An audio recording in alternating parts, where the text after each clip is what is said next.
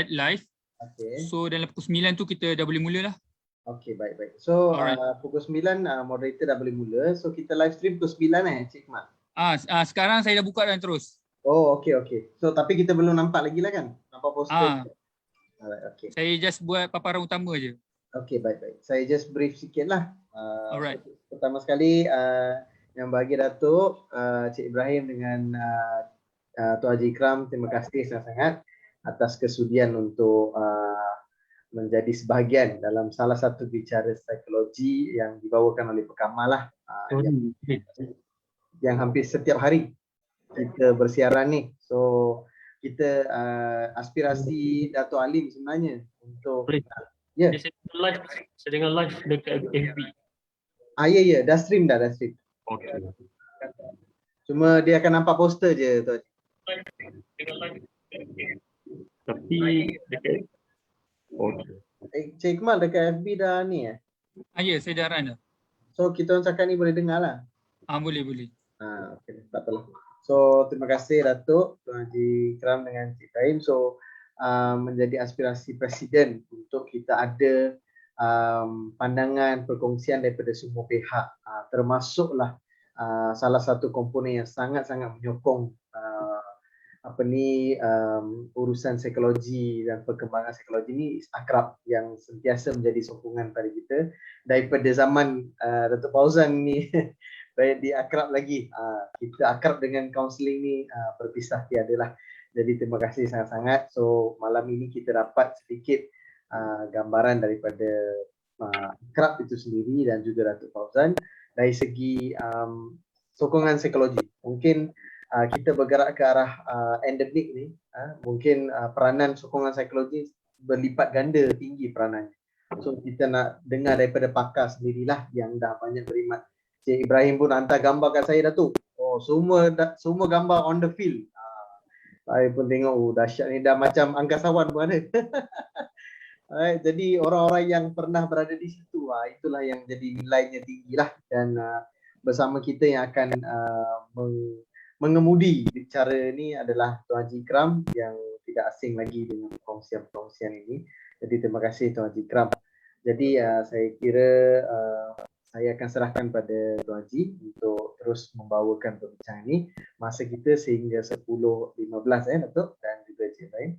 So saya harap perkongsian yang dibawakan oleh Pekamah bersama tuan-tuan puan dengan Datuk ni akan memberi manfaat lah untuk ramai memahami apakah peranan sokongan psikologi ini dan perkara yang meliputi. So itu saja. Terima kasih Datuk lagi sekali dengan Tuan Cik Ibrahim dan Tuan Haji Ikram. Saya serahkan pada Tuan Haji Ikram. Terima kasih. Alhamdulillah. Assalamualaikum warahmatullahi wabarakatuh.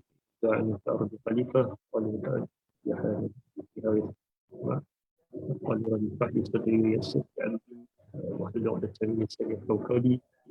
Allahumma salli ala sayyidina Muhammad. Terima kasih sahabat saya, saudara Renti ini. Pertamanya kita ucapkan selamat datang pada yang berbahagia Datuk Fauzan bin Ahmad, Pengarah Bahagian Pusat Psikologi Jabatan Perkhidmatan Awam, kanda saya lah, Ibrahim, yang insyaAllah tengok wajahnya pun tahu agak kepenatan dengan HSN, Pertukaran Negara, yang bermula pada hari Sabtu, Cik Ibrahim kan, setiap bulan 10. Mula daripada hari Jumaat pergi dah. Jumaat, Sabtu, Ahad. Dan insyaAllah kita ucapkan terima kasih dan tahniah buat Pekamah International atas menyambut kesinambungan program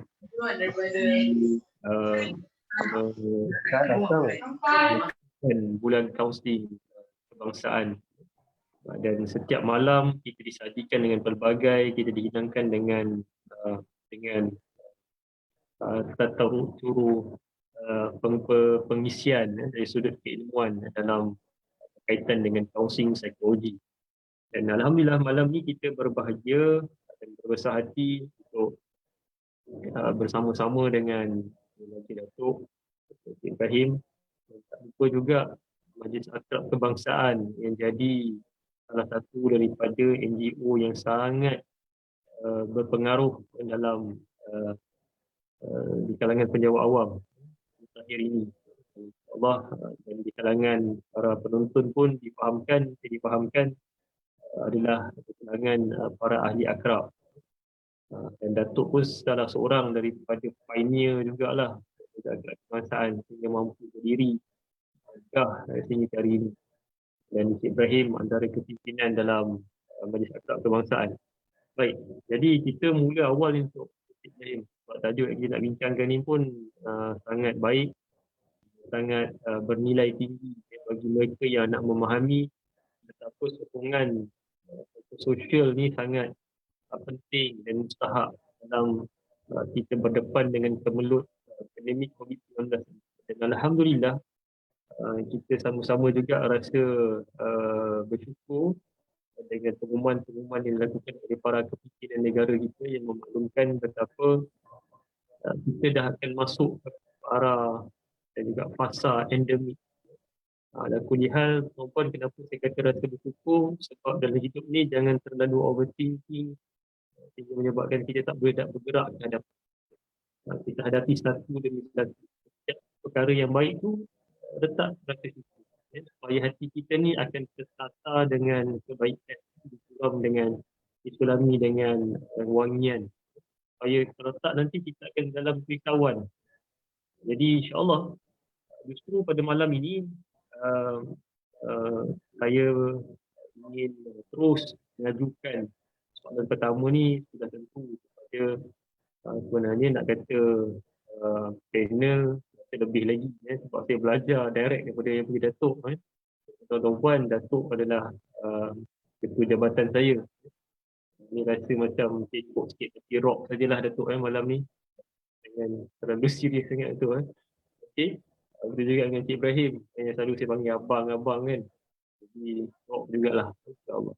Baik, jadi Datuk, kita alhamdulillah kita bersyukur bila saya pun bila di bawah kepimpinan Datuk saya lihat bagaimana JPA ini antara yang membawa wadah kepada perkhidmatan sokongan psikososial ini, yang biasa Datuk saban hari mengingatkan kami untuk terus memberi khidmat bantuan kepada penjawat awam, dan yang paling ramai adalah sudah tentu kepada masyarakat dan rakyat kita.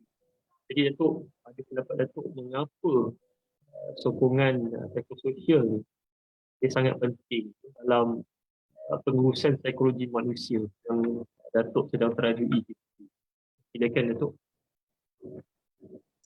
Okey, Assalamualaikum warahmatullahi wabarakatuh. Yang berusaha Ustaz Ikram Hussein, Kapten Ikram Hussein. Betul ke? Kapten Sekutu Pertahanan Awam yang baru ditauliah baru-baru ni. Tahniah Ustaz atas kejayaan tu.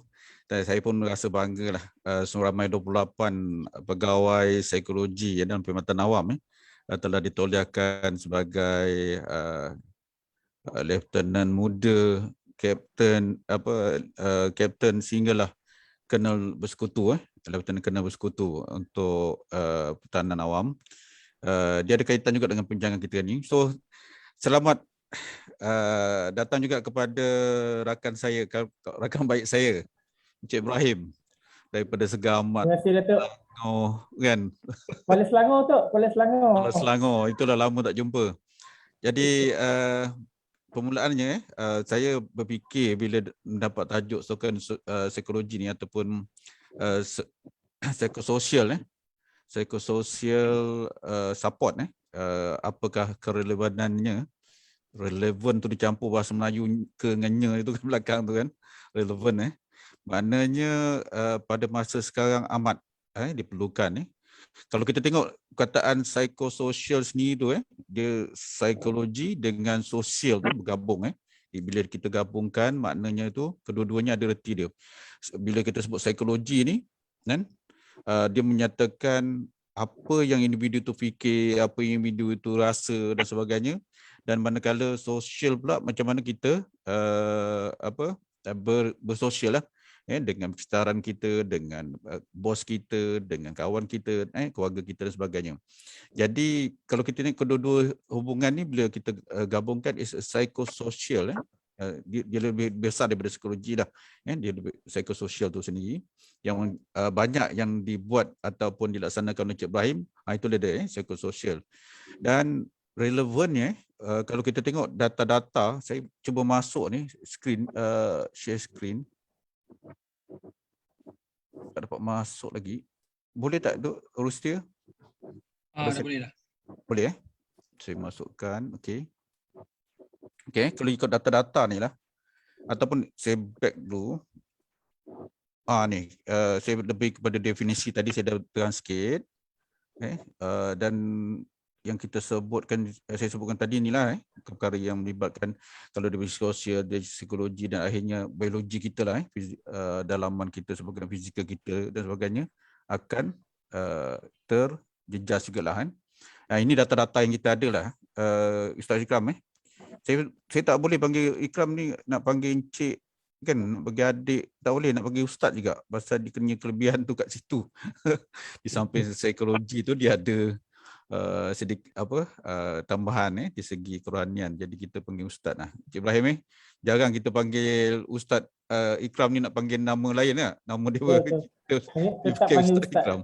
Walaupun dia dapat kapten tu. Saya kena latih dia Kapten Ikram. Kapten Ustaz. Kapten Ustaz. Okey, kalau kita tengok data-data kita menunjukkan segitu yang dikatakan sama ada oleh mana-mana data lah, termasuk PDRM dan lain-lain. Data-data ini menunjukkan penyakit mental ni semakin menjejaskan perkhidmatan semualah, bukan perkhidmatan awam saja, ataupun rakyat Malaysia saja, seluruh dunia sentiasa ada risiko dia. Jadi penting tak pentingnya kalau kita tengok data-data ini sendiri menunjukkan bahawa satu masa kan memang ada bibit-bibit tadi tu akan menjejaskan kita. Ini pula bila kita dapati dalam pengurusan COVID-19 macam saya minta bantuan daripada Ustaz Ikram dah untuk membantu rakan-rakan kita, terutama masa yang lepas tu kita fokus pada JPA yang terlibat dengan COVID. Kita telefon dia. Sekarang ni kita lebih kepada tu, kita meluaskan, kita membantu Kementerian Kesihatan dalam membantu dari sudut psikososial kita ni untuk pegawai-pegawai yang terlibat sebagai frontliners. Jadi kita nampak kedua-duanya penting lah. Di samping kita bekerja pada core business kita, antara perkara-perkara kita kena luaskan ialah perkhidmatan kita ni kepada perkara lain. Jadi kalau kita lihat, kenapa yang tadi penting kalau kita tak membantu pegawai ke, rakan-rakan kita ke, ataupun komuniti kita ke, ataupun ahli keluarga kita ke, kita tengok pada dapat lihat curve ni, kalau kita lihat masa memula COVID-19 tu berlaku, ramai yang agak terkejut kena PKP lepas tu kita PKP ada setengah tu sampai tahap PKPD kemudian PKPB, lepas tu PKP, PKPD, PKPB, saya pun tak apa dah. Kemudian kepada fasa 1, fasa 2 dalam fasa pemulihan negara. Jadi kita nampak ada perkara yang menjadi ada perkara yang kita melalui curve ni kalau kita lihat satu persatu, kalau tidak diatasi kita pergi pada curve yang terbawah sekali tu, depression tu. Kalau kita tak membantu dia akan lagi teruk Jadi ada perkara kalau kita percepatkan penerimaan dan sebagainya, dia pegawai ataupun kita punya yang kita bantu tadi, klien ataupun setarang kita tadi tu, ahli keluarga dan sebagainya, bila kita bantu dia akan menyebabkan perkara ini tidak berlaku dah lebih teruk hingga menyebabkan, kalau kita tengok saya sediakan slide ni dia akan lebih teruk kalau kita tengok perubahan-perubahan tingkah laku kadang-kadang bila masa kita PKP tu ada yang memula tu yang ni kita ada buat kajian di JPA berkaitan dengan ini untuk perkhidmatan awam saja. Mungkin simptom ni berlaku juga pada kesedaran kita, iaitu bila kita dapati semasa permulaan COVID-19 tadi berlaku, masa kita buat PKP tu, kita buat satu kajian, kita dapati tahap kegembiraan tu gembira tu masih ada lagi, kan, tinggi tinggi lah, masih ada dalam ranking 1, 2, 3, 4 tu dia paling tinggi sekali, masih gembira lagi. PKP tu almaklumlah tak dapat duduk rumah selalu kan, tiba-tiba dapat duduk rumah full time kan, BDR sepenuh masa. Jadi ada yang rasa perkara tu dihargai sangat kan. Tapi bila kita fikirkan dalam kita buat kajian berikutnya pada hujung tahun 2020, kita dapati berubah. Mana BDR dan sebagainya ada juga yang dijaskan sebab bila kita BDR, PDPR pula terutama wanita, pegawai wanita ataupun kita lah pekerja-pekerja wanita dan sebagainya, ataupun kita student wanita, student wanita, yang perempuan ni akan berlaku mati killing ni kan. Killing dia ni semuanya adalah berkaitan dengan kerja dia kan. Dia wanita ni apa dia buat? Memasak. Cik Ibrahim kita pun masak juga Cik Ibrahim kan. Tapi dia orang ni tak boleh tengok memasaknya, membersih rumah dan sebagainya. Jadi perkara-perkara bila kita lihat yang berlaku peringkat awal dengan peringkat 2020 tahun 2020 yang terakhir tu bulan 12, bila kita kaji ini agak merunsingkan juga. Bila awal tahun yang kajian kita sampai awal tahun 2021 dan kita dapati memang berlakunya sedikit perubahan terjejasnya peranan-peranan kita sebagai sama ada sebagai ibu, sebagai pegawai kerajaan ataupun student dan sebagainya, berlaku perubahan sedikit bila kita buat kajian untuk walaupun menjawab awam, kalau kita luaskan begitulah masing-masing ada tekanan. Jadi kita tengok kalau simptom-simptom awal kemurungan ni kalau kita tidak berubah, kan kita tidak berubah, kita lihat tingkah laku ini akan muncul pada kita, simptom-simptom ni kan. Kalau kita sendirilah mengalaminya kan, kita akan sentiasa nampak kelihatan sedih, murung. Itu pastikan kalau kita rakan-rakan kita keliling kan, dulu gembira tiba-tiba sedih, murung, ataupun hilang minat dia kan, dia dah tukar minat dia, dah hilang minat yang lama tu, dah suka buat. Saya dapat satu panggilan klien ni, contoh dia buat student dia. Tadi maklum tadi dulu saya gembira sangat, buat apa semua gembira. Tapi kali ini apa yang dikatakan oleh ibu saya, hobi saya, semualah apa yang ada pikiran saya, jadi semua saya jadi marah, saya jadi sedih kata dia kan. Ada orang dah berubah macam itu student tu yang 13 tahun hantar mesej kat kita beritahu dalam e-counselling JPA. Begitu juga lah sampai kita tahap gangguan tidur dan sebagainya, itu ada simptom-simptom awal. Yang ini kena pastikan. Jadi ini penting dalam kita membantu dalam pengurusan diri kita pun, kita kena mengetahui kedudukan-kedudukan ini. Dan akhir sekali bila kita nampak dari segi penulisan dan sebagainya, ada yang menyatakan dia dah fed up lah, dah bosan dah hidup ini dan sebagainya. Itu dah hati-hati juga. Itu dah satu peringkat yang lebih teruk lagi. Dan ada yang dah menulis dah, macam nak tamatkan riwayat hidup ini saja kan, dia kata dalam bentuk penulisan atau verbal. Yang ni adalah hint-hint ataupun simptom-simptom yang berlaku apabila gejala-gejala tekanan tadi kita nampak kan. Di samping kajian-kajian yang kita buat, JPA buat kajian untuk penjawab awam, kajian-kajian lain juga Kementerian Kesihatan daripada JKM dan sebagainya. Kajian-kajian ini lebih kurang sama aja dia punya dapatan dia kan. Jadi kita boleh tafsirkan lah ataupun berkata bahawa perkara berkaitan psikososial ni ataupun sokongan psikologi ni amat diperlukan pada masa ni kan. Ini boleh saya tafsirkan tadilah kan, antara kehidupan kita, diri kita sendiri dengan kesedaran kita tadi kan. Jika tidak diuruskan dengan baik, dia akan melalui satu kan. Kita balik kepada curve tadilah kan. Mana tadi curve? Sorry. Okey, yang curve-nya ni kan, kita akan tengok dia akan bertambah teruk dan sebagainya. That's why penting uruskan kesihatan psikologi dengan bantuan-bantuan lain tadi. Jangan kita menguruskan dengan pengetahuan, dengan pengalaman kita. Saya sendiri pun sama, dengan apa yang saya ada kita akan kongsi dengan isteri kan, paling kurang dengan anak-anak kan. Kadang-kadang dia dapati kita berubah dari segi emosi dan sebagainya. anak-anak dia pun boleh bagi respon awal kan. That's why kita yang ini kita akan bawa minta yang profesional-profesional ni bantu kita. Saya di pejabat ni Ustaz Ikram, Dr. Jalil dan beberapa kawan saya di pejabat, selalu saya akan luahkan perasaan apa yang saya rasa. Ini penting untuk kita sama-sama membantu.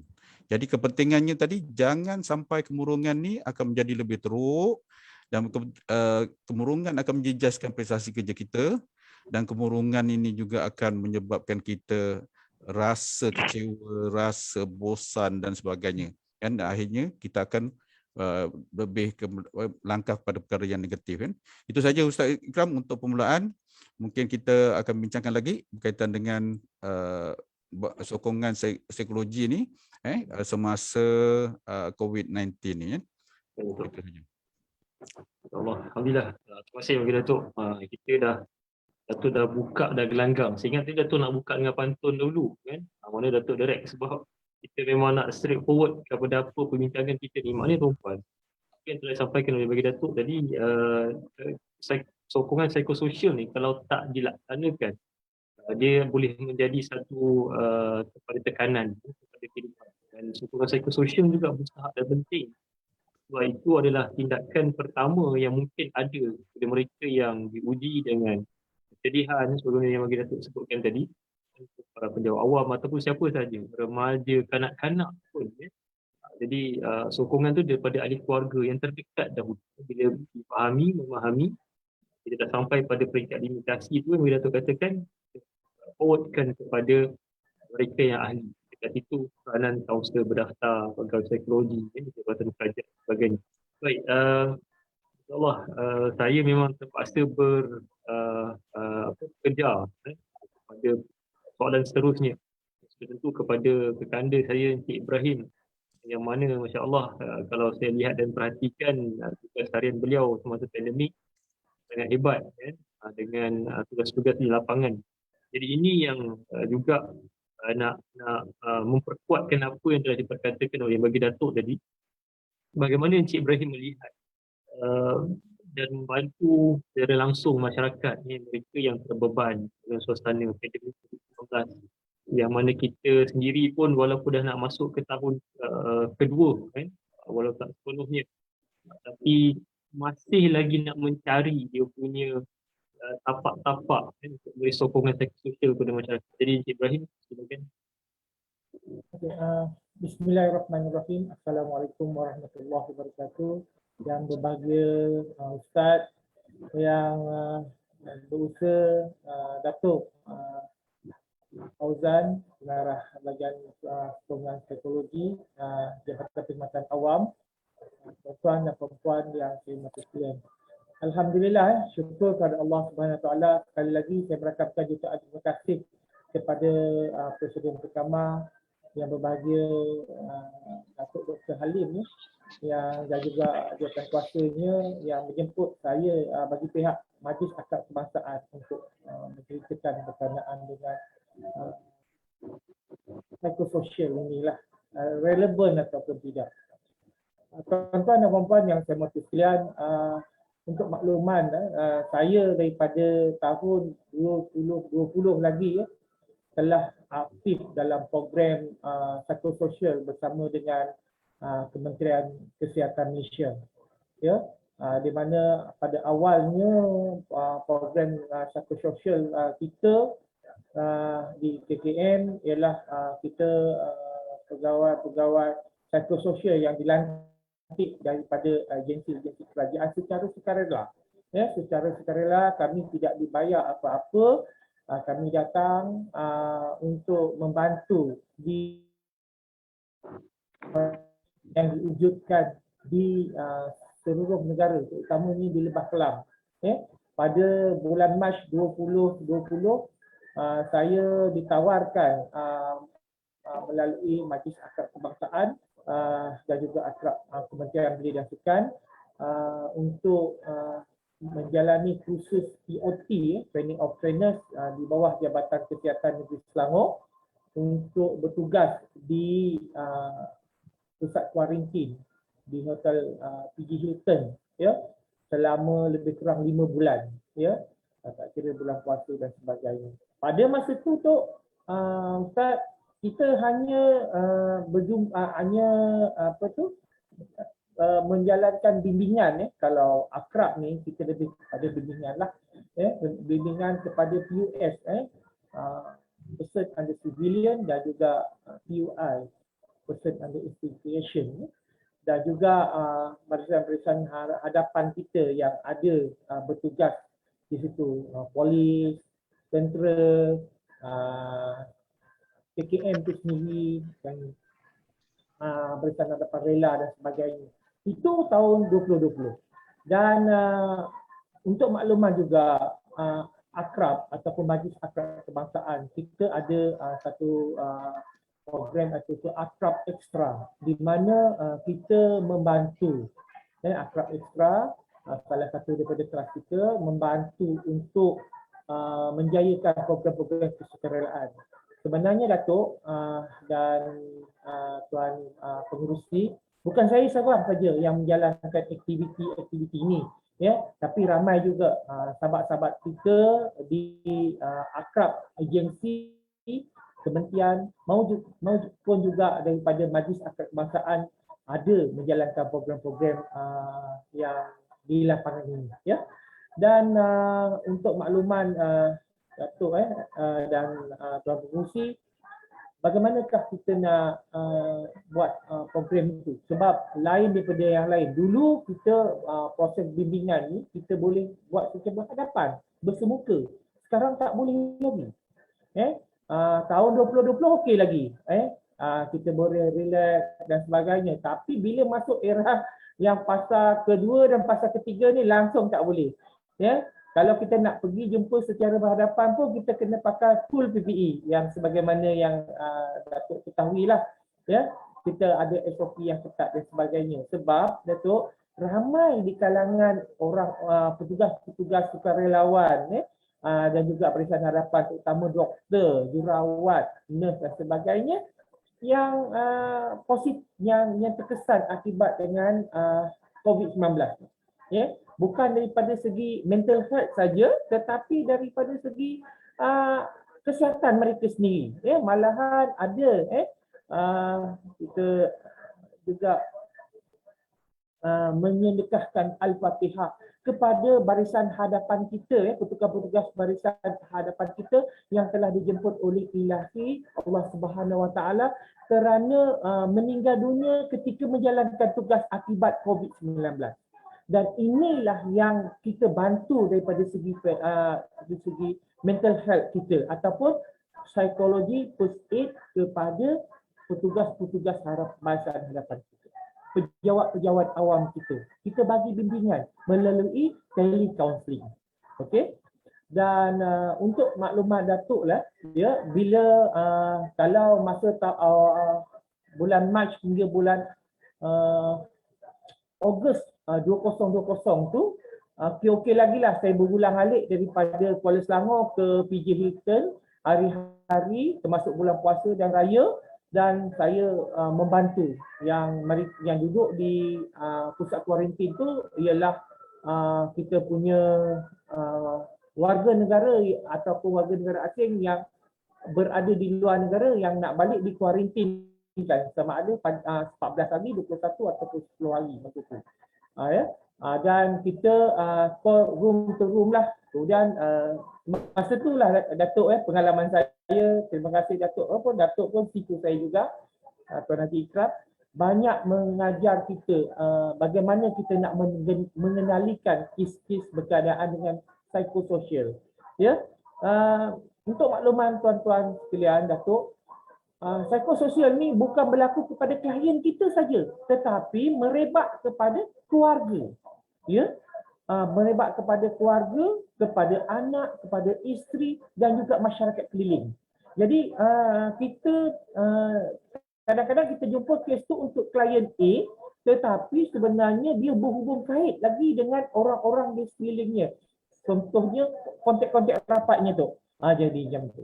Jadi tugas saya sebagai pegawai sektor sosial yang dilantik oleh Kementerian Kesihatan di bawah program COVID-19 ialah untuk menghubungi klien ini yang telah diselect ataupun senarai pendekkan oleh petugas-petugas bilik gerakan, lalu dibagikan senarai saya satu hari lebih kurang dalam 25, tetapi KPI-nya Datuk, KPI-nya satu hari sekurang-kurangnya 10 orang saya kena call untuk berikan bimbingan psikososial ataupun psikologi first aid.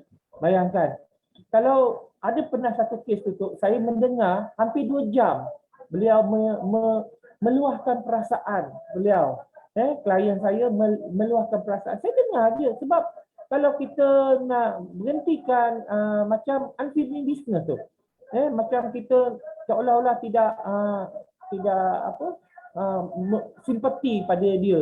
Kita tak selesai. bagikan. Tak selesai tu. Jadi akibat bila dia dah bercakap apa semua tu, alhamdulillah dia dapat meluahkan. Seperti mana kita Datuk, saya sendiri macam ada soalan kedua, saya sendiri mengalami dia, yang kita mesti ada seorang yang boleh kita percayai untuk kita bercakap berkenaan diri kita dan juga keluarga. Kerana tu Ustaz dan sahabat-sahabat semua, psikososial bagi klien-klien kita untuk COVID-19 ini bukan saja terkesan kepada individu itu sendiri, tetapi terkesan kepada keluarga, sahabat-sahabat klien dan juga masyarakat. Jadi bagaimanakah kita sebagai ahli psikososial untuk membantu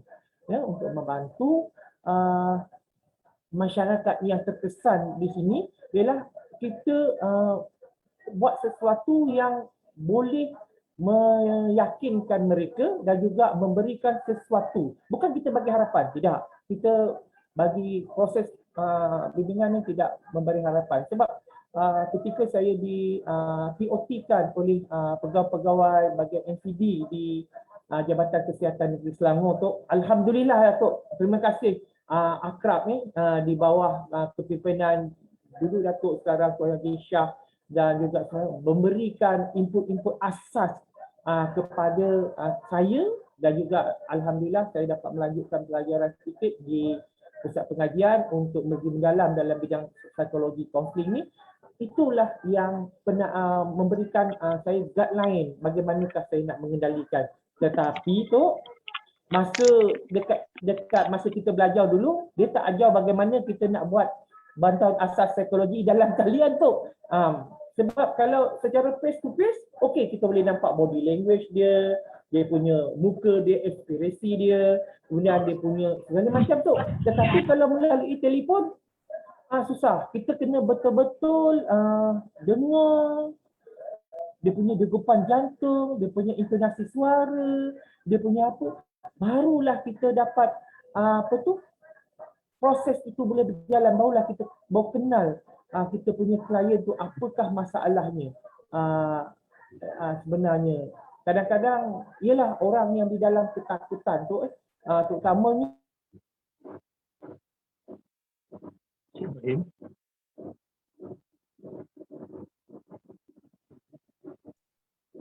Okey, Ibrahim mungkin ada isu atas talian saya rasa, isu teknikal.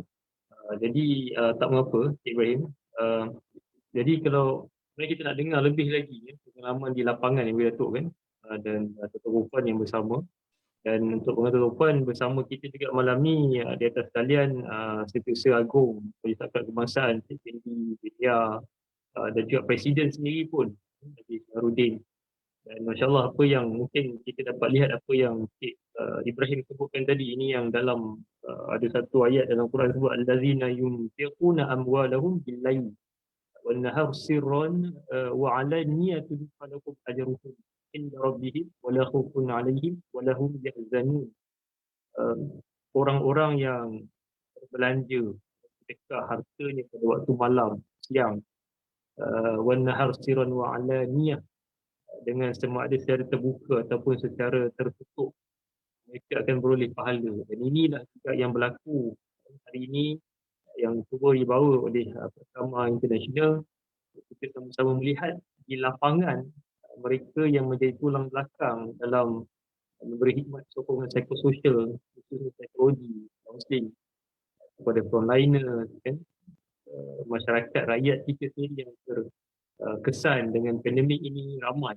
Salah seorangnya Cik Ibrahim sendiri dan para sahabatnya, dan juga general APM tadi, general ni adalah awam ni datuk lah kan, dalam bidang psikologi ni kan. Jadi semua kita ni ada peranan tugasan yang diberi.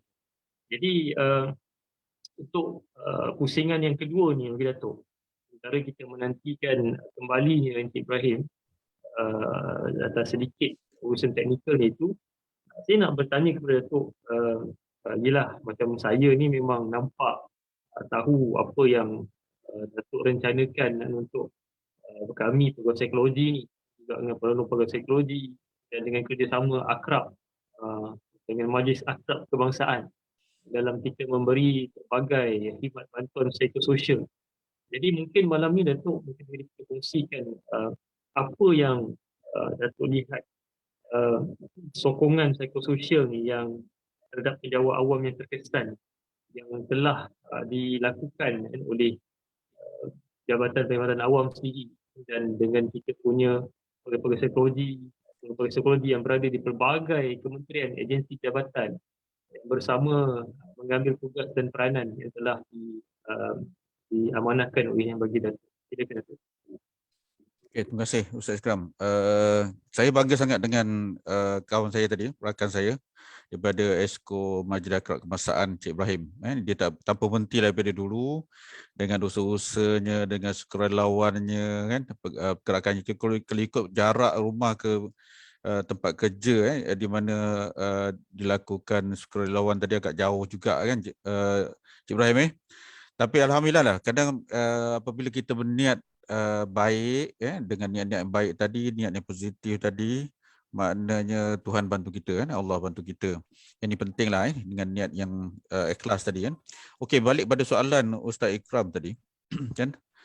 Betul lah, apa yang kita bagi kita akan dapat balik lah apa yang kita berikan tu kan. Tapi kalau kita tengok dalam perkhidmatan awam, kita bukan bekerja bersorangan kan. Sebenarnya kami bekerja, kita ni Ustaz Ikram kita bekerja berpasukan sebenarnya kan. Walaupun di mana kita berada antara pihak macam saya berada di Kerajaan Persekutuan, dan kita sebenarnya ada musyarat bersama dengan semua pegawai psikologi seluruh Malaysia, mulai musyarat perhubungan perkhidmatan psikologi yang kita gunakan sebagai forum lah untuk kita bincang apa isu-isu yang berada di akar umbi kan. Dan ini juga bersama kita juga pada masa itu adalah pegawai-pegawai daripada Kementerian Kesihatan, ada wakil kan, kita ada daripada Kementerian Pelajaran, daripada guru-guru konseling, bimbingan konseling kan, dan kita ada juga daripada kerajaan-kerajaan negeri bukan di bawah guna sama persekutuan kan. Jadi kita harap dengan perkongsian-perkongsian begini akan membantu mereka ni menjalankan tugas dengan berkesan apabila kita menggunakan sharing knowledge kan, gunakan teksi knowledge yang sedia ada kan, dan kita juga menjalankan TOT ataupun latihan dalam bentuk PFA tadi kan, psikologi first aid kan kita gunakan.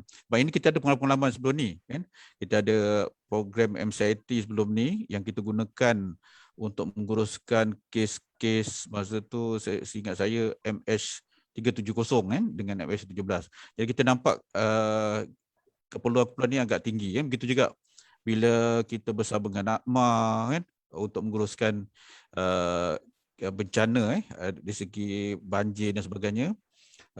Yang tu ataupun bangunan runtuh kan, ataupun tanah runtuh kan, rumah runtuh disebabkan bangunan runtuh kerana tanah runtuh tadi kan. Jadi kita melaksanakan juga sokongan psikologi pasca bencana kan. Jadi perkara ini memang dilalui lah sebenarnya. Cik Ibrahim pun ada membantu saya dulu masa mengajar kebangsaan. Kita masa tu banjir di Penang kita turun kan. Tapi fokus kita banyak pada kerajaan. Tapi pada masa sama masa kita pergi kampung tu ataupun pergi ke kuartus pegawai kerajaan tadi, di sebelahnya kalau ada kampung kita bantu sekali kan. Itu niat kita macam tu lah Cik Ibrahim kan. Betul. Jadi kita bersama selalu. Jadi kalau kita lihat balik psikologi sosial, sokongan psikososial di peringkat kerajaan ni, dia sebenarnya tidak menjurus kepada kita gunakan struktur kerajaan biasa pun kan. Ada perkara-perkara saya ingat kalau dari segi komuniti kita keluarga itu pun kita menggunakan kemahiran yang sama pun kan untuk kita bantu. Contoh saya bila PKP ada jugalah jiran-jiran anak-anak jiran dan sebagainya minta kita bantu. Kita bantulah kan apa setakat yang kita ada. Dan bantuan-bantuan kita ni pelbagai lah dalam bentuk program kan. Kadang-kadang kita buat simple-simple je aktiviti kan. Dan keluarga kita pun sama juga. Kita buat perjumpaan. Saya pun dengan Ustaz Ikram pun untuk kita bersama dalam beberapa program online kan. Tapi keluarga lah yang terlibat, kan. Itu pun dia ada kaitan dengan sokongan psikososial kita juga. Tidur lah. Kan? Tu tidur.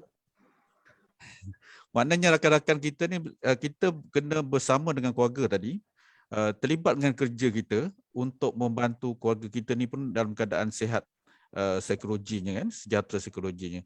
Jadi penting tuan-tuan dan puan yang menonton kita bersama ni, jangan tengok kepada skop tugas kita saja kan. Kami di JPA amat mengalu-alukan lah jika ada sekolahrawan dan sebagainya ingin mendapatkan latihan-latihan PFA kan. Kita pun di Intan Bukit Kera pun kita ada pemekasan psikologi di sana untuk penjawatan untuk latihan. Dan jika ada keperluan, pegawai saya ramai yang ada kemahiran-kemahiran tersebut PFA, kita boleh berikan perkongsian sama ada segi pengetahuan tu sendiri, kepahaman tentang tentang mengatasi bencana dan sebagainya tadi menurut psikologi kan. Dan juga kita ada juga bimbingan-bimbingan di segi macam mana nak menguruskan di sudut separa kaunseling. Kita tak boleh nak bagi kaunseling macam ahli-ahli perkaman ni hebat-hebat dah kan, semua memang berdaftar dengan lembaga kaunselor kan. Lepas tu praktis pula untuk mendapatkan kod amalan dan sebagainya. Mereka ni memang praktis.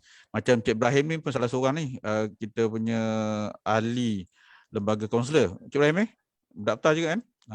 Jadi saya tak ada masalah untuk majlis kebangsaan ataupun akrab atau pegawai awam biasa untuk bersama-sama dengan perkhidmatan psikologi perkhidmatan awam untuk membantu rakyat Malaysia kan. Tak ada masalah. Because kita punya skop kerja lebih kurang sama, tapi kita tukar klien kita je kan. Tapi dalam COVID-19 memang Cik Ibrahim, saya akui Cik Ibrahim, kami pun mengatasi perkara yang sama juga. Apa yang kita buat ialah apabila kita menguruskan dalam bentuk e-counselling ni, sebab JPA dah lama dah menggunakan e-counselling ni, EKPA dia kita panggil e-counselling perkhidmatan awam, EKPA. Kalau tuan-tuan nak dapatkan perkhidmatan tu boleh masuk ke portal JPA, JPA apa jadi Gov, JPA saya lupa dah punya. Jadi boleh masukkan portal JPA lah. Dengan kat situ kita ada perkhidmatan kita terutamanya perkhidmatan e-counselling tadi. Jadi kita lihat e-counselling dah lama dilaksanakan JPA tapi mulai email tapi dah mulai email tadi kita akan hubungi klien-klien kita termasuk pegawai awam ke, bukan pegawai awam ke, atau keluarga dia dan sebagainya minta bantuan, kita akan cuba hubungi dia dan kita akan dapatkan tarian yang sesuai untuk kita membuat sesi-sesi kaunseling kan. Di samping kita menjawab melalui email tadi pun untuk kita dapatkan penjelasan awal mungkin.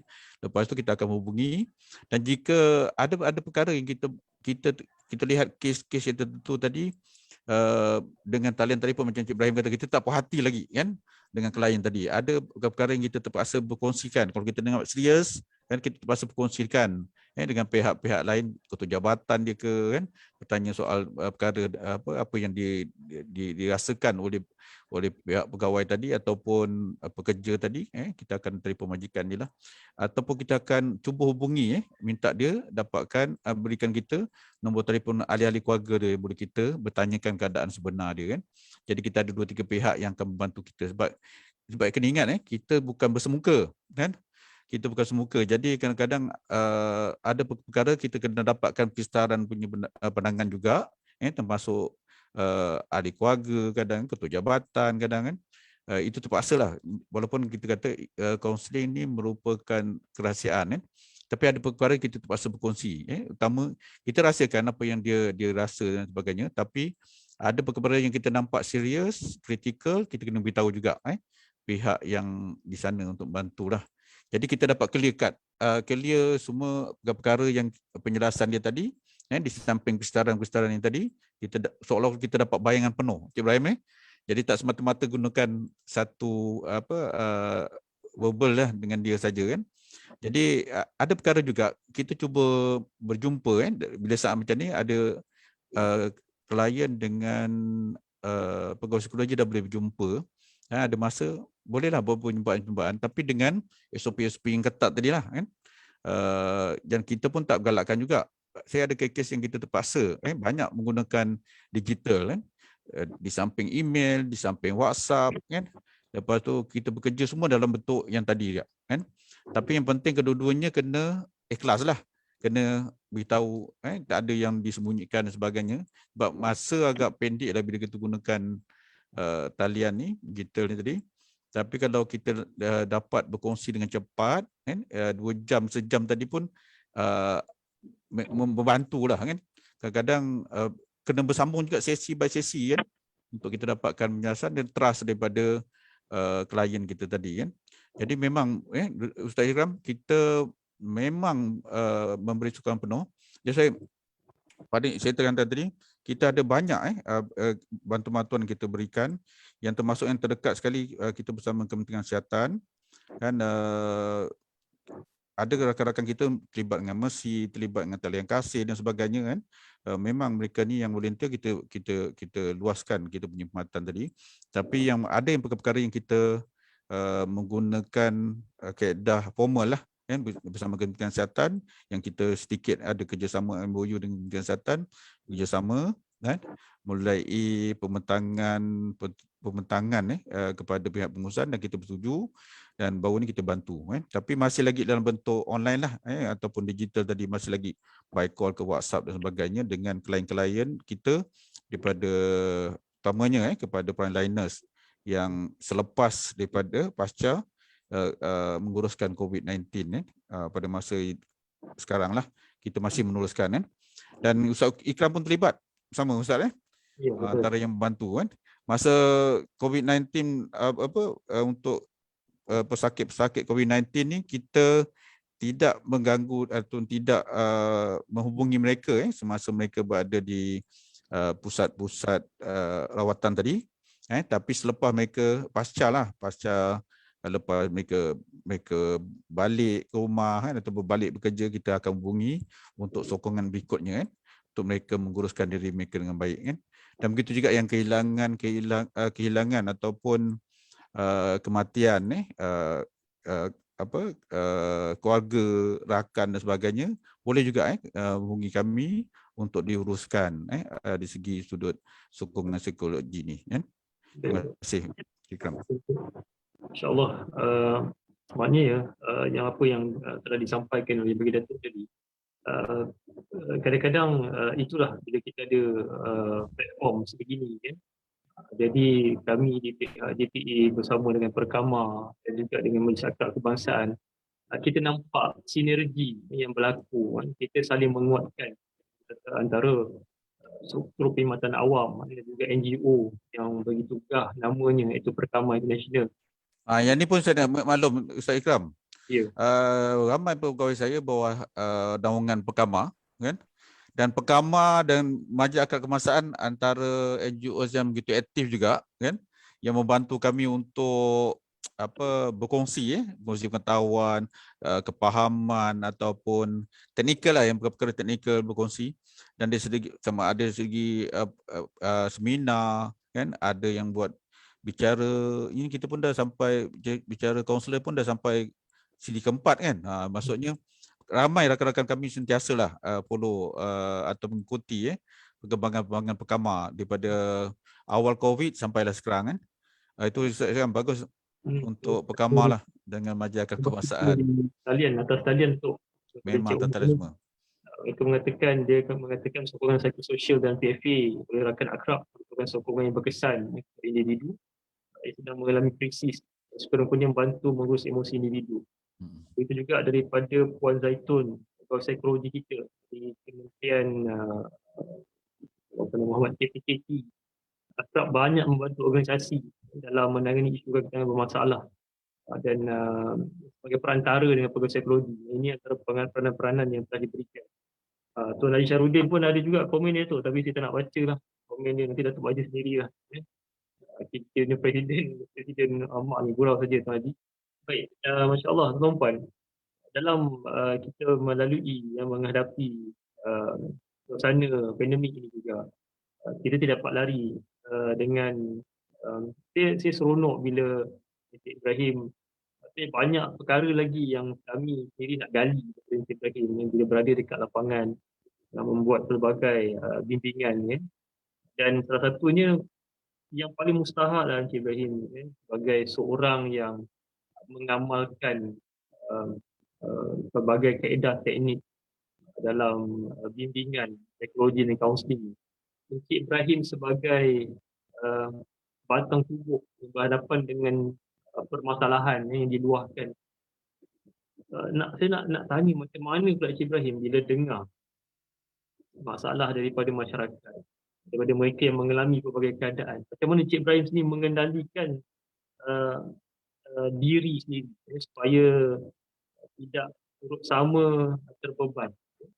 Mungkin dia suruh debrief dan sebagainya Encik Ibrahim.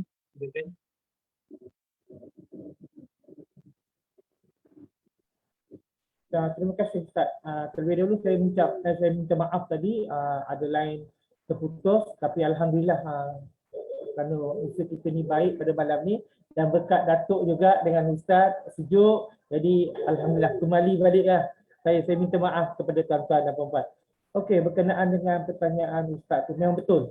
Ya, apabila kita sebagai insan baik siapa saja, pegawai psikologi ke, akrab ke, kita buat proses bimbingan ke, counseling dan sebagainya, apabila kita berhadapan dengan klien yang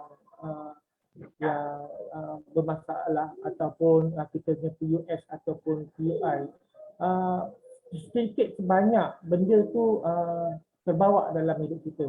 Walaupun dalam proses kita bimbingan ataupun counseling telah dimaklumkan bahawa kita ada prasyarat macam biasa kita buat proses apabila kita menghubungi secara bimbingan counseling kepada klien kita ataupun kita berjumpa secara bersemuka kalau mereka tu bukannya yang ada masalah ataupun tidak ada positif kontak rapat dan sebagainya, tidak ada gejala, apabila disahkan oleh doktor kita boleh jumpa kes-kes yang lebih kepada sosial. Datuk kata tadi psiko campur sosial jadi psikososial. Jadi kadang-kadang kita jumpa yang sosial, tak jumpa yang psiko. Kadang-kadang kita jumpa yang psiko, tak jumpa yang sosial. Jadi bila bab yang sosial ni kadang-kadang dia masalah akan terjadi tu. Satu ialah tentang klien kita sendiri yang betul-betul kena COVID. Ya, terutamanya pada tahun 2021 ni, bermula pada bulan Januari, Februari, Mac dan sebagainya ni ke atas, yang jumlah kematian banyak, ramai yang kena.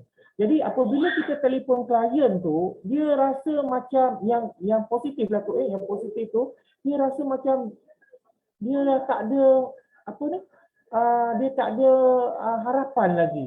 Dia rasakan bila dia dah disahkan positif, dia dah orang kata macam seolah-olah dijatuhkan hukuman gantung sampai mati macam tu. Minta maaf saya bercakap macam tu. Kemudian lebih terkesan lagi tu, terutamanya apabila figure-figure ataupun personality kita yang kita kenali, tak perlu saya sebutkan nama, meninggal dunia akibat daripada COVID-19. Di mana mereka lepas terutamanya yang ibu mengandung terpaksa dikeluarkan babynya secara pembedahan, kemudian dia akan ditidurkan, apabila nak diproses tidur tu, dia dah rasakan bahawa itulah yang amat yang terakhir baginya, dan apabila jururawat telefonkan, video callkan dia dengan klien dia, dengan keluarga dia dan sebagainya, masa itulah kita akan membantu keluarga bagaimanakah kita nak memberikan psikososial ataupun PFA, psikologi first aid kepada mereka. Dan soalan Ustaz Ikram tadi, bagaimanakah saya sebagai pembimbing yang berhadapan terus dengan klien ataupun masyarakat yang terkesan dengan COVID ni, bagaimanakah saya jaga diri saya? Yang pertama, dia ada dua, Ustaz. Yang pertama daripada segi fizikalnya, daripada segi COVID itu sendiri. Bagaimanakah saya harus lindungi diri saya. Saya juga ada anak, ada keluarga. Apabila saya pergi ke lapangan, baik saya jumpa ataupun tidak, walaupun saya protect diri saya dengan mask ke,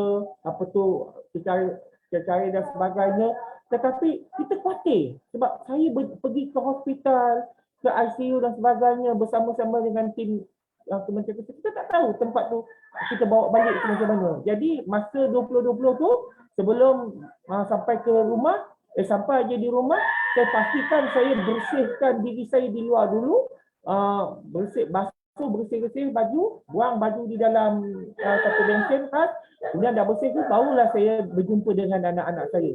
Walau macam mana pun tu, saya setiap kali pergi lapangan, sehari sebelum kena buat swab test, lepas balik pun kena swab test. Ke hidung saya ni dah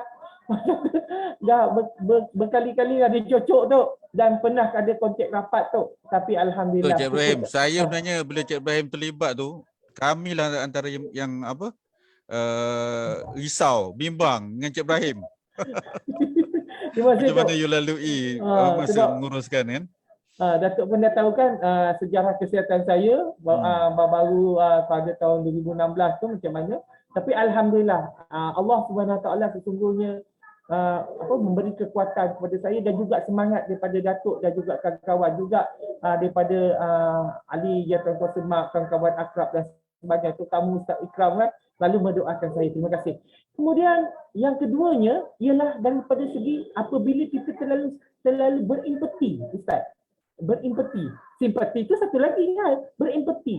Jadi kadang-kadang terbawa dalam kehidupan kita. Kadang-kadang kita rasakan akibat daripada COVID ni terjadinya keruntuhan rumah tangga, masalah ekonomi.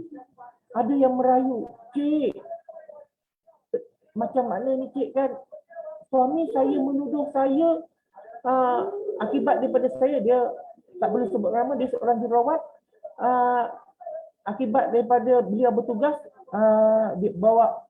beliau positif, tak tahu, bawa balik ke rumah, mak mentua kena COVID positif, 3 hari selepas dia masuk hospital meninggal dunia.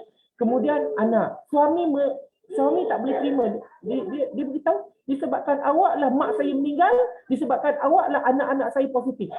Macam mana runtuhnya tu? Macam mananya runtuhnya Ustaz?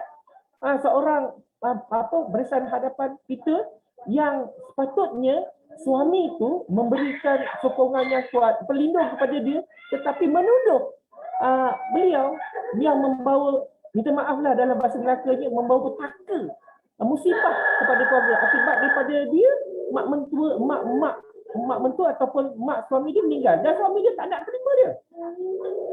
Sampai macam tu sekali. Itulah Cik Ibrahim. Ya, perkara yang sebenarnya berlakunya bukan pasal COVID kan. Dia berlaku sebelum COVID tu kan.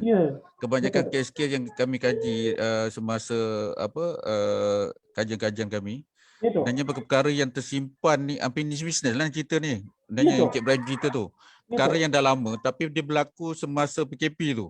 Sebab mempercepatkan, PKP mencepatkan kita digital, PKP juga mencepatkan pressure kita kan dengan perkara tadilah. Betul Cik Ibrahim cerita tadi. Betul. Jadi kadang-kadang secara jujurnya Ustaz, dia terbawa dalam hidup kita. Ya, kemudian itu satu. Bagaimana cara buat? Ialah yang pertamanya saya bersihkan diri sebagai seorang Islam. saya sentiasa berzikir. Kemudian orang kata okeylah, boleh dikatakan juga Datuk, saya kadang-kadang unfinished business tau, yang kadang-kadang terbawa-bawa dalam tu. Ini yang membuatkan saya kadang-kadang jadi termenung sendiri apa semua. Tetapi alhamdulillah berkat daripada ilmu yang diajar daripada akrab, juga daripada pusat pengajian, juga kita berkursus POT tu, saya pergi berjumpa dengan kaunselor kena macam saya pegawai bimbingan akrab ni, psikososial ni, berjumpa dengan kaunselor ataupun orang yang terdekat saya menceritakan. Kemudian satu lagi daripada segi kerohaniannya, saya bercerita dengan Allah Subhanahu Wa Taala selepas solat. Iaitu saya minta doa, kemudian saya berfikiran positif selalu, dan sentiasa ingat bahawa apa yang saya buat ni kerana Allah Taala, saya nak membantu. Kemudian berzikirlah, ya, saya berzikir. Selain daripada saya protect diri saya supaya tidak terbawa-bawa di dalam kehidupan seharian selepas saya balik daripada membuat tugas-tugas psikososial sukarelawan tu, Ustaz. Jadi saya tambah sikit lagi bahawa kekuatan diri kita, sebenarnya kita mesti ada kekuatan diri kita untuk menghadapi tugas kita tu. Kalau kita rasakan kita tak cukup kuat, jangan berumah di tepi pantai, takut dilambung ombak, rumah terjatuh. Jadi kita kena ada kekuatan diri. Itu yang penting dalam apa yang saya buat sebagai pegawai sosial bersama dengan KKM COVID-19. Terima kasih, Ustaz. Okey, Encik Ibrahim, insyaAllah dia nak masuk dah tu kan. Tuan kalau dapat hayati apa yang telah disampaikan oleh Encik Ibrahim, berada di lapangan ni kita melihat pelbagai jenis situasi dan keadaan. Kadang-kadang kita boleh bertanya kan sebagai seorang profesional health, kenapa kan? Sedangkan dari sudut macam Encik Ibrahim katakan tadi lah, kalau dari sudut logik akalnya dan bersusah payah kan, para frontliners kita, ahli keluarga sepatutnya adalah sokongan psikososial. Tapi inilah gambaran keadaan, dan setiap permasalahan tu dia bukanlah menjadi sebab untuk kita menyalahkan kan? Melainkan kita sama-sama mencari pengajaran dan kita sampaikan agar orang lain tak mengulang kesilapan yang sama. Dan Encik Ibrahim juga menyatakan bagaimana melakukan debriefing bersama klik, berjumpa pula dengan pegawai psikologi ataupun kaunselor, kemudian dengan penambahan amalan kerohanian. Dan saya setuju ni Puan Farihah Nawam menyebutkan kaunselor sendiri pun memerlukan sokongan sosial. Saya teringat semasa kami bertugas dalam situasi MH370, bagaimana ketua kami waktu itu adalah Dr. Hajah Nur Azura kan, begitu empati kepada isu berkaitan dengan pegawai psikologi yang terus membantu, yang kadang-kadang teremosi juga sebab kita manusia biasa kan, Datuk. Jadi ini satu gambaran yang di luar sana melihat tugas dan peranan pegawai psikologi, bahkan ahli akrab sendiri besar kan. Jadi dekat sini juga sahabat saya Puan Debra Doreen Andrian kena jaga diri untuk jaga orang lain, yang dalam masa yang sama kita jaga kita stay safe. Di Haji Syahrudin, Presiden MAS, Pemekatan COVID-19 telah menyebabkan ramai anak-anak menjadi murung apabila PDPR dekat rumah. Ini mungkin satu tajuk lagi yang mungkin boleh dibicarakan Encik Surin dan juga barisan Perhimpunan Perkama Indonesia yang mengedepankan isu-isu berkaitan dengan kemanusiaan ini. Dan tuan-puan, kita Masya Allah sangat dikejar oleh waktu, Datuk Encik Ibrahim. Saya tak sedar, saya tengok terkejut saya dah dekat pukul 10 dah pun. Jadi dekat sini masuk pada pusingan terakhir untuk yang bahagia Datuk dan juga Encik Ibrahim membuat kesimpulan dan juga rumusan bagaimana kiranya kita dalam menyambut apa yang disarankan oleh Yang Amat Berhormat Menteri kita untuk merealisasikan perasaan rasa kekeluargaan dalam kalangan masyarakat. Dan saya yakin ini akan menjadi sebagai salah satu daripada batu loncatan dan kita sendiri yang memilih sama ada nak menyambut atau membiarkan begitu saja apa yang berlaku. Dan banyak sebenarnya pengajaran. Dan tanpa menangkan masa, saya nak mempersilakan Encik Ibrahim untuk membuat rumusan dalam 2-3 minit. Encik Ibrahim, silakan. Okey, terima kasih Ustaz. Tuan-tuan dan puan-puan yang saya hormati sekalian. Memang menyahut suruhan yang amat berhormat Perdana Menteri, iaitu semangat kekeluargaan Malaysia itulah. Ya. Dalam kita menghadapi pandemik COVID-19 dan kita akan masuk era endemik di mana penyakit COVID-19 ini akan sentiasa berada di dalam masyarakat dan kita mau tak mau dan kita mesti ada macam sakit malaria, taun, denggi dan sebagainya, betul tak? Jadi tuan-tuan dan puan-puan masyarakat yang saya hormati sekalian, saya mohon kita kenalah balik seperti macam dulu-dulu. Kita kena prihatin, ambil tahu tentang keluarga kita dulu, mak ayah kita dulu, anak kita, adik-beradik kita, kemudian jiran tetangga kita. Banyak yang kita dapat dengar di dalam media, Datuk, Ustaz, bahawa kematian-kematian di dalam rumah yang tak tahu sama ada dia penyakit COVID ke ataupun penyakit-penyakit yang lain. Mereka tinggal bersendirian, anak-anak jauh yang sekarang masa PKP belum boleh meretas diri, tiba-tiba meninggal dunia di rumah. Telefon tak jawab, jiran tengok rupanya dah 2-3 hari meninggal. Ini yang kita tak mahukan dalam masyarakat. Bukan saja untuk orang Islam, tetapi semua masyarakat kita yang berbilang bangsa dan agama. Please, tolonglah ambil tahu jiran anda, ambil tahu tentang kawasan anda, persekitaran anda, kejiranan anda, adik-beradik anda, anak-anak saudara anda. Please, ambil tahu. Biar kita cakna, biar kita ambil tahu tentang masyarakat keliling kita. Ya, kawan-kawan yang rapat kita, ahli-ahli akrab yang saya hormati sekalian di seluruh negara ada beribu. Kita kalau ada kawan-kawan kita yang tidak hadir kerja, sekarang ni dah 80% dah boleh pergi kerja, tiba-tiba 2-3 hari tak kerja, tak datang kerja.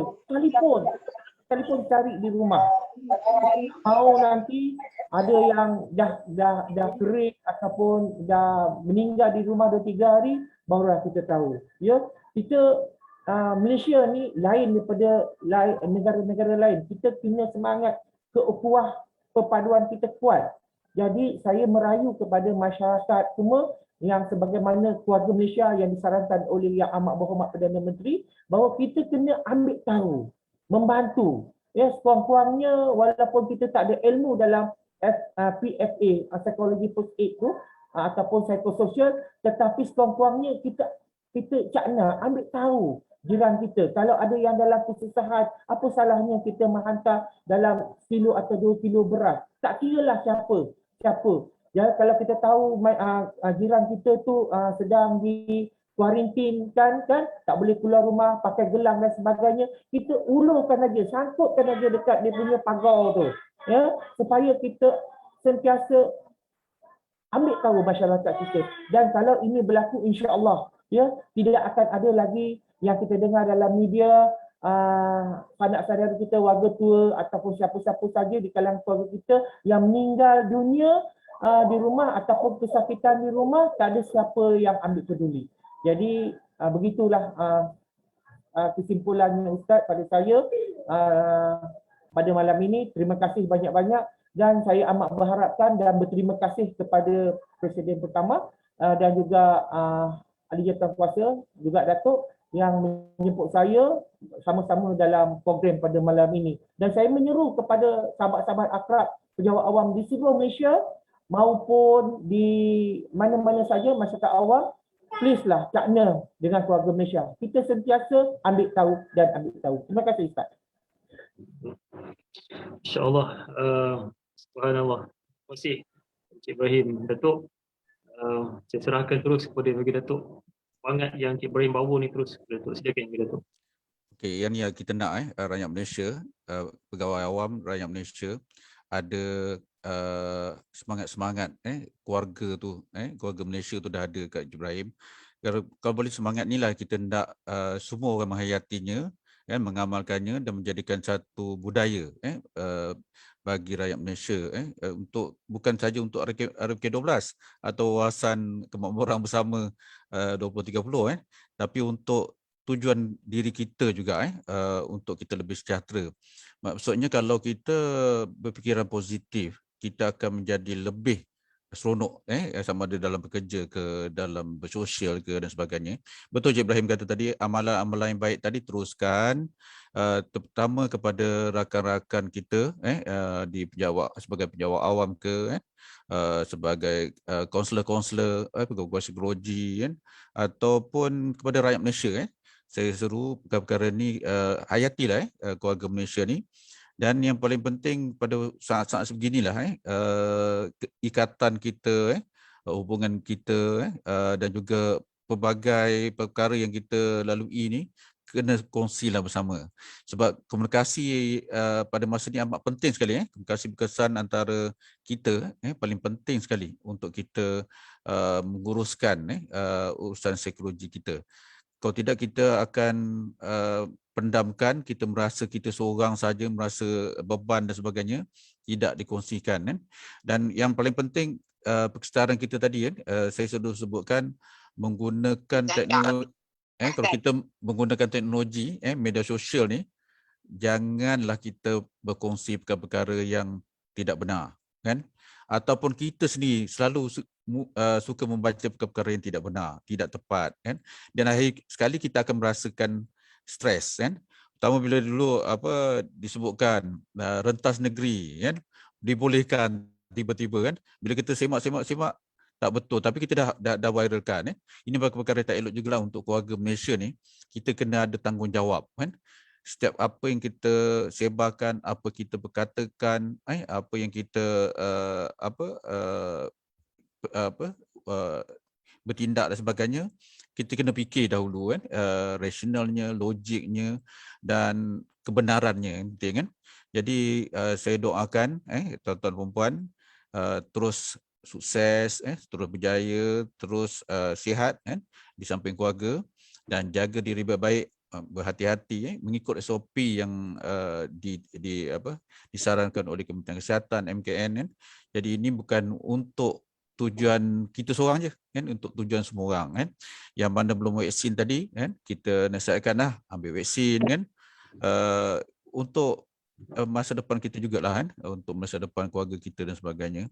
Jadi saya doakan yang terbaiklah kepada Pekamah dan rakan-rakan Pekamah. Saya pun ahli semua hidup ni, seronok sangat jadi ahli semua hidup Pekamah ni, rasa bangga betul dengan Ketua Dato' Dr. Halim dan rakan-rakan lain, kan.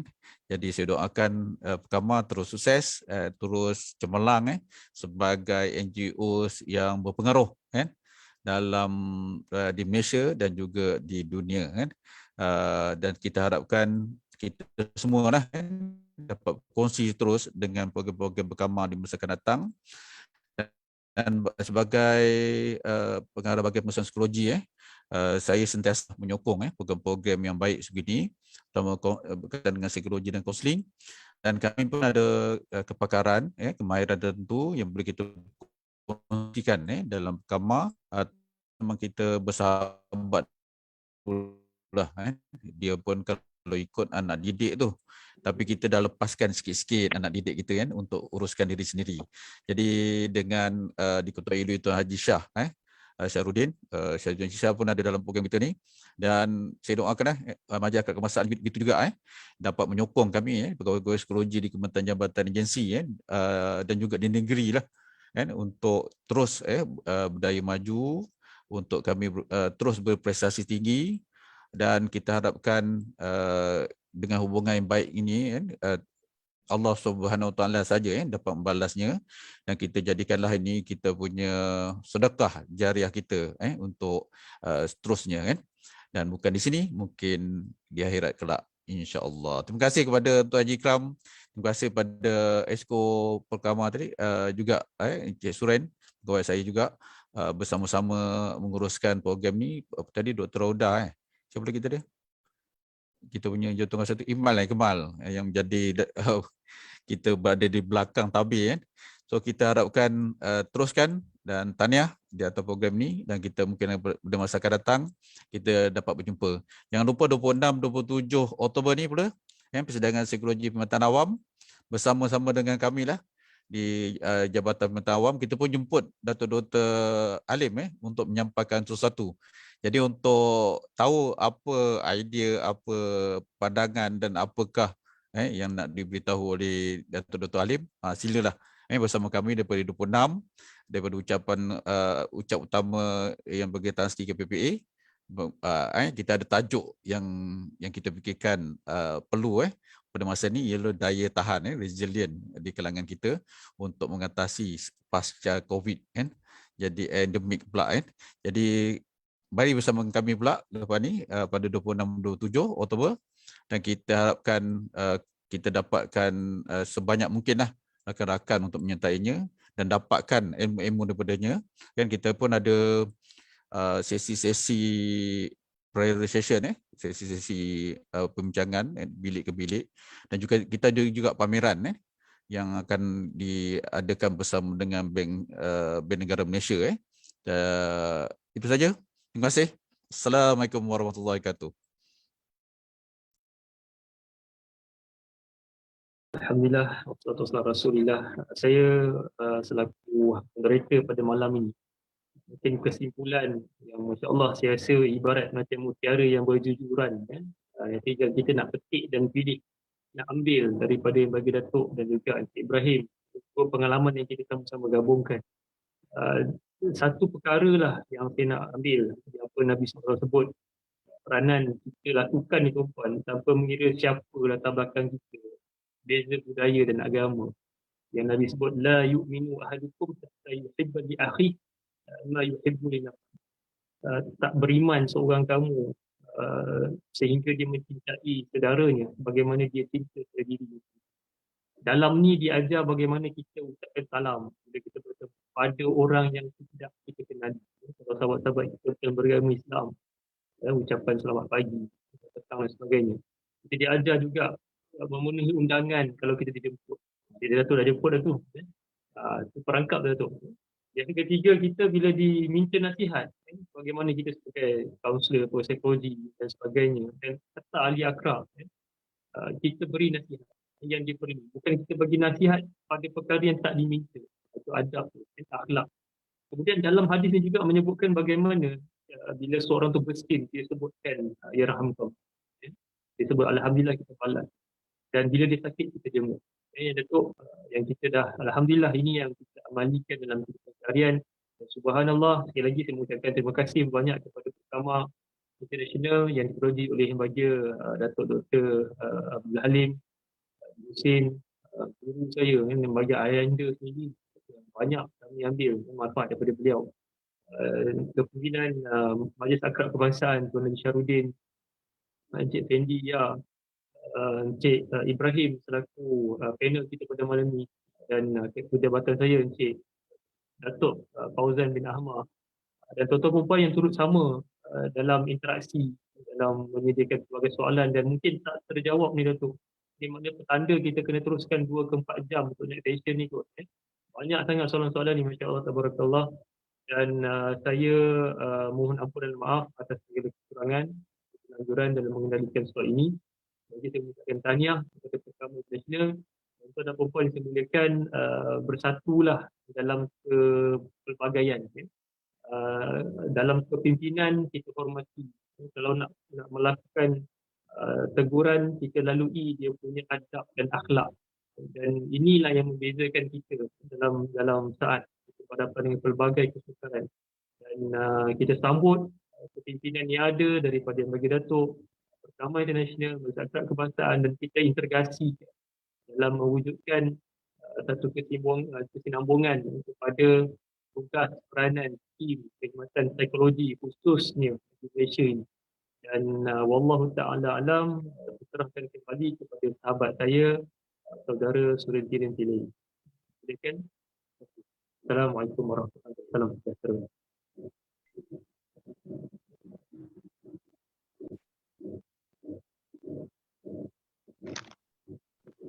Baik, terima kasih Tuan Haji Ikram atas usaha